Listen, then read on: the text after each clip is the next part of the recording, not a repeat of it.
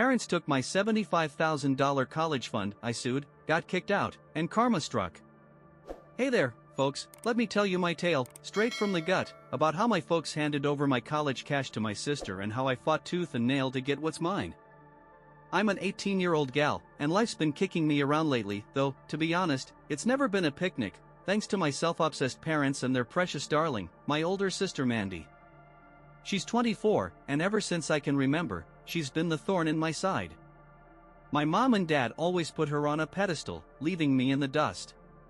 Growing up, I never knew what a happy childhood felt like because of their favoritism.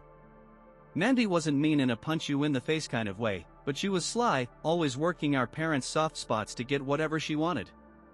I can't really fault her for it, mom and dad set it up that way. She's their first kid, their pride and joy, but I'm their daughter too, you know? Sure, parents can have a favorite, but it stinks when they make the other kid feel like garbage. That's my story, they made me feel worthless. At home, I was like an extra wheel, wearing Mandy's hand-me-down clothes because they were still good, playing with her old toys because why spend cash on me? The only time I got something new was Christmas, and even then, it was just one outfit so they wouldn't look cheap in front of Grandpa and the relatives. Mandy, though? She'd get a pile of stuff, and if I dared complain, Mom would say, "Hold your horses, you'll get her things next year." Yeah, used and worn out. As a little kid, I swallowed that nonsense, but once I wised up, I started pushing back. They'd either claim we were broke or punish me for speaking up. Mom never once asked what I'd like to eat, everything revolved around Mandy's tastes, from holiday dinners to everyday meals. One time, I refused to eat and walked away from the table. They grounded me and made me go hungry until I said sorry and scrubbed dishes for a week. Man, it wears me out just talking about this mess, but that's how it was. Why'd Mom treat me like dirt?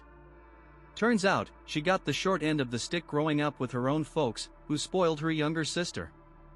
So, Mom flipped the script, decided she'd shower love on her oldest, Mandy, and leave me scraping by.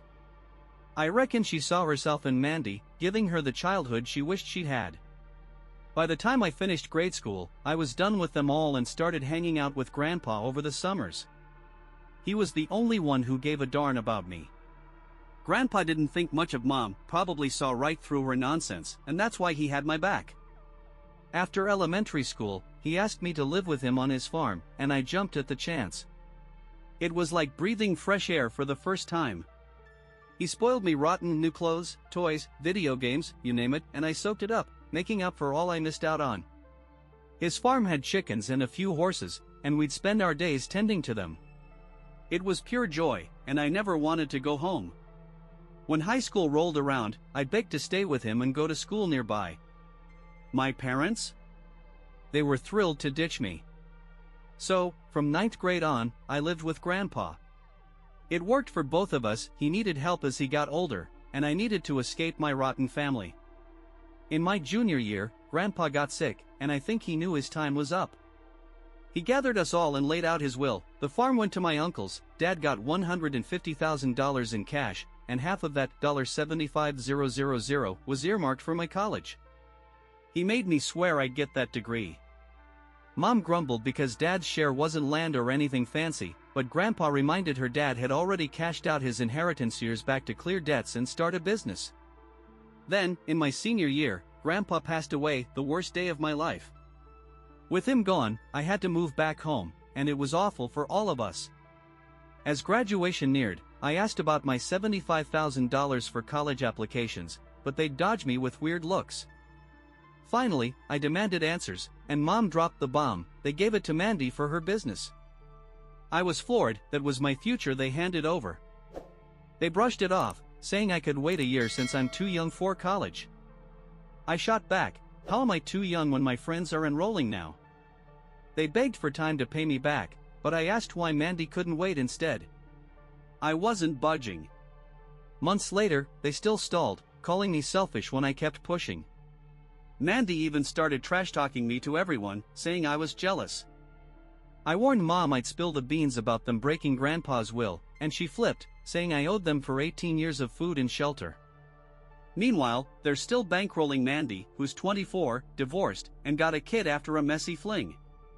Her boyfriend ditched her after the baby, and my parents forced a shotgun wedding that fell apart fast.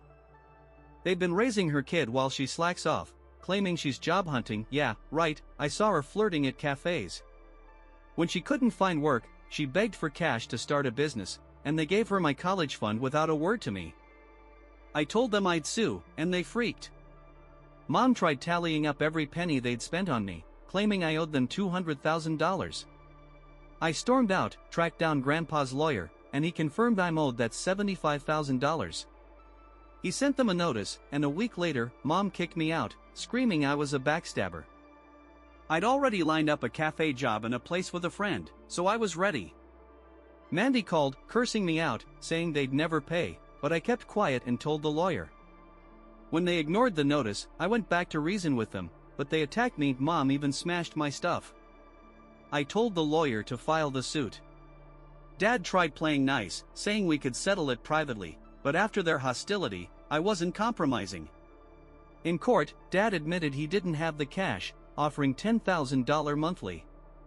My lawyer fought for my tuition, and the judge ruled Dad pays my college costs up to $75,000. I wasn't thrilled being tied to him, but he swore he'd stick to it, and I warned I'd sue again if he didn't.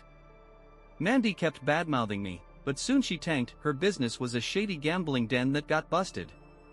She lost everything, and Dad finally kicked her out. Mom picked him over her, and Mandy's on her own now. I'm in college, aced high school, and Dad's paying like he's supposed to. He even showed up to my graduation, saying he's proud, first time in 18 years. I'm working part-time, tutoring math, and living my dream. Dad was a ghost growing up, letting Mom run the show to save a buck, but we're better now. Mandy and Mom got what was coming, and I'm free. Grandpa's watching over me, I know it. Now, onto my buddy's story. My ex-wife cheated with some smooth talker, blew her cash on a fancy wedding I never gave her, and now she's broke, begging me for help. I'm 49, met her when we were 20-something pals, dated a year, and popped the question after she nudged me. She wanted a big wedding, but I talked her into a small one since we were strapped. She held that grudge for years, even though I promised we'd do it big later. We had no kids, and after 20 years, things fizzled. I tried spicing it up with dinners, but she'd flake, saying she crashed at a friend's. I bought it till she kept dodging me, and her pals covered for her. I confronted her, and she admitted she was with some romantic guy she met through a friend. Said I wasn't enough, and that was that. Divorce time. We split everything fair, sold the house, and I got a condo, stashing the rest. She bought a mansion and threw a massive wedding with her new guy, the one she always wanted. I saw the pics, it screamed money. A year later, she's drowning in debt. Her job's decent, but he's a deadbeat. She called, pleading for cash, playing the nostalgia card. I laughed, told her it's her mess, and hung up. She left nasty voicemails, but I blocked her. My crew thought it was hilarious. She's history, and I'm good.